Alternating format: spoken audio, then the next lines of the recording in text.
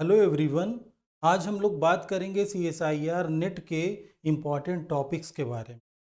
Cell biology CSIR net का एक बहुत स्कोरिंग और बहुत इम्पॉर्टेंट पार्ट है सीएसआईआर नेट के एग्ज़ाम में।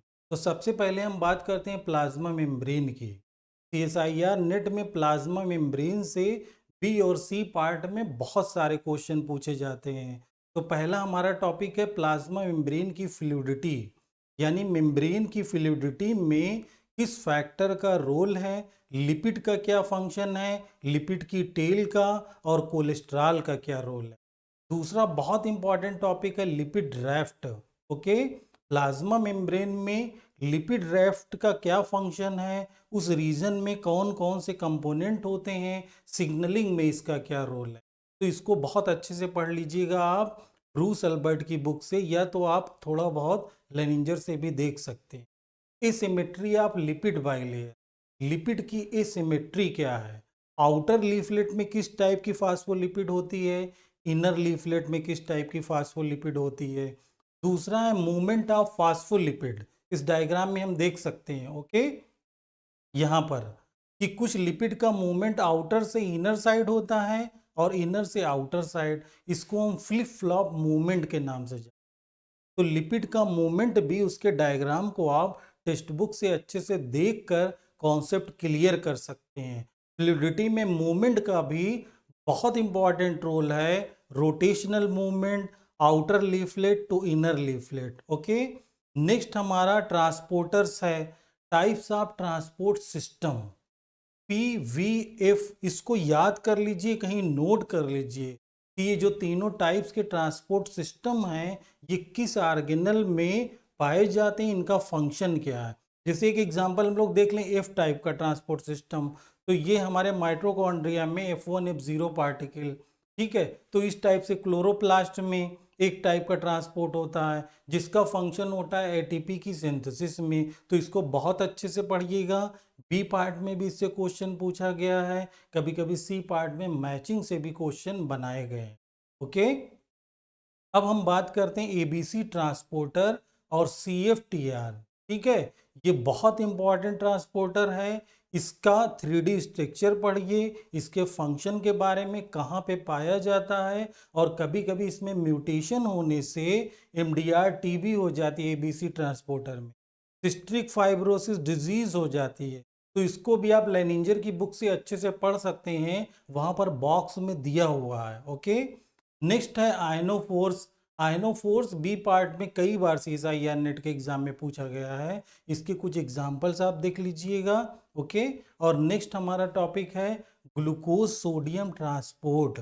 ये बहुत सिंपल बेसिक टॉपिक है जिसको हम बोलते हैं सिम्पोर्ट सिस्टम। ओके, कॉलरा की डिजीज में ये ट्रांसपोर्ट सिस्टम कहीं ना कहीं से इनहिबिट हो जाता है, तो इसीलिए कॉलरा की डिजीज होती है। तो सोडियम ग्लूकोज ट्रांसपोर्टर को कॉलरा से कोरिलेट करके सी पार्ट में कई बार क्वेश्चन बनाए गए हैं।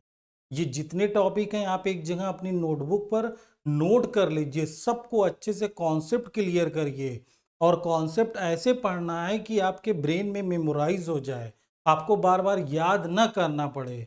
कोई टॉपिक का नाम लें तो उसकी रियल पिक्चर आपके सामने दिखने लगे, तब आप CSIR के क्वेश्चन बहुत इजीली कर लेंगे। ओके, अब हम लोग नेक्स्ट टॉपिक पे चलते हैं।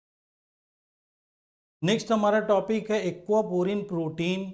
ये एक वाटर ट्रांसपोर्टर है, जहां पर भी वाटर का ट्रांसपोर्ट ज़्यादा होता है उस ऑर्गेनल में ये प्रोटीन ज़्यादा पाई जाए।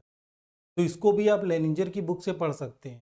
Electrical property of plasma membrane, यानी प्लाज्मा मेम्ब्रेन में ट्रांसपोर्ट या आयन के चेंज होने से उसके अंदर इलेक्ट्रिकल प्रॉपर्टी डेवलप होती है, यानी एक्शन पोटेंशियल या इम्पल्स जनरेट होना। तो इस डायग्राम में हम देख सकते हैं न्यूरॉन्स के अंदर सोडियम पोटेशियम पंप का बहुत इंपॉर्टेंट रोल है इसके चैनल का, और एक्शन पोटेंशियल में कैल्शियम आयन का बहुत इंपॉर्टेंट रोल है, क्योंकि स्ट्रॉन्ग एक्शन पोटेंशियल बिना कैल्शियम आयन के इनकमिंग से जनरेट नहीं होती, और जब एक्शन पोटेंशियल जनरेट होगा तभी इंपल्स मूव करती है one neuron to another neuron. Okay, इसको भी लेंजर की बुक से आप पढ़ सकते हैं, बहुत अच्छा सा डायग्राम दिया हुआ है, बिल्कुल रियल कॉन्सेप्ट आप डायग्राम से समझ सकते हैं। नेक्स्ट हमारा टॉपिक है प्रोटीन ट्रांसपोर्ट सिस्टम।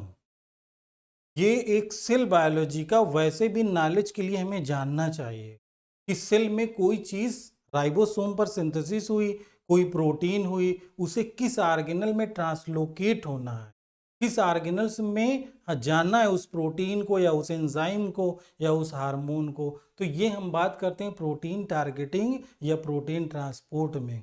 तो ईआर टू गोल्जी बहुत इंपॉर्टेंट रोल है प्रोटीन ट्रांसपोर्ट में, कि जो चीज राइबोसोम पे बनी वो ईआर गोल्जी में गई, गोल्जी से किस ऑर्गेनल में वो ट्रांसलोकेट होगी, ट्रांसफर कर दी जाएगी। तो कॉप 1 कॉप 2 का कॉन्सेप्ट बहुत अच्छे से पढ़िएगा, ये ब्रूस अल्बर्ट की बुक से पढ़िए, बहुत अच्छे डायग्राम दिए गए हैं, उसके रियल कॉन्सेप्ट को आप पढ़कर सी पार्ट में यहां से कई बार क्वेश्चन बनाया। ओके, किसी भी टॉपिक को आप इग्नोर नहीं करेंगे। Next, nuclear transport system, Ran GTP and rand GTP, यानी न्यूक्लियस के अंदर बहुत सारी प्रोटीन्स होती हैं, बहुत सारे एंजाइम होते हैं, लेकिन वो सिंथेसाइज होते हैं साइटोप्लाज्म में, then translocated inside the nucleus by Ran GTP and Ran GDP. Okay, तो ये बहुत अच्छे से पढ़ लीजिए। नेक्स्ट हमारा टॉपिक है transport protein to trans Golgi network to lysosome. अब हम लाइसोसोम के बारे में जानते हैं कि उसमें हाइड्रोलाइटिक एंजाइम होते हैं, लेकिन वो एंजाइम कहाँ से सिंथेसाइज होके आते हो, तो वो सेम प्रोसेस है कि गोल्जी से ट्रांसपोर्ट होके आएंगे कहाँ पर, लाइसोसोम में। इसमें कुछ सिग्नल्स का रोल है, उसके भी बारे में आप पढ़िएगा नेक्स्ट टॉपिक में, नेक्स्ट वीडियोस में इन सारे टॉपिक को हम डिस्क्राइब करेंगे, बहुत अच्छे से रियल कॉन्सेप्ट समझाएंगे, जिससे आपको बार बार रिवीजन नहीं करना हो। और टी और वी स्नेयर का रोल देखिए इस डायग्राम में, टी और वी स्नेयर यानी जब डॉकिंग प्रोटीन मूव करती है तो वेजाइकिल का फ्यूजन होता है एक मेम्ब्रेन से, उसमें टी और वी स्नेयर का बहुत इंपॉर्टेंट। ओके, रैप जीटीपी यहीं पे पढ़ लीजिएगा, उसका भी रोल है फ्यूजन में। ओके, तो ये सारे टॉपिक को एक जगह आप लोग नोट कर लीजिए, सारे टॉपिक को टेक्स्ट बुक से क्लियर करिए, थोड़ी सी मेहनत है, 2-3 बार रिवीजन करना होगा, और सीएसआईआर नेट और गेट के एग्जाम सारे कॉन्सेप्ट इसी से क्लियर हो जाएंगे और सारे क्वेश्चन को आप सही से अटेम्प्ट कर सकते। ओके, आप हमारे लेक्चर को अपने दोस्तों को शेयर करिए उनके गाइडेंस के लिए, अपने जानने वालों को, और हमारे वीडियो को लाइक करिए, सब्सक्राइब करिए। अभी आगे सारे टॉपिक को हम रिलीज करेंगे और उनके अच्छे से कॉन्सेप्ट को हम रिकॉर्ड करके लोड करेंगे। ओके, आप हमारे चैनल को सब्सक्राइब करिए फॉर सस्टेनेबल डेवलपमेंट के लिए।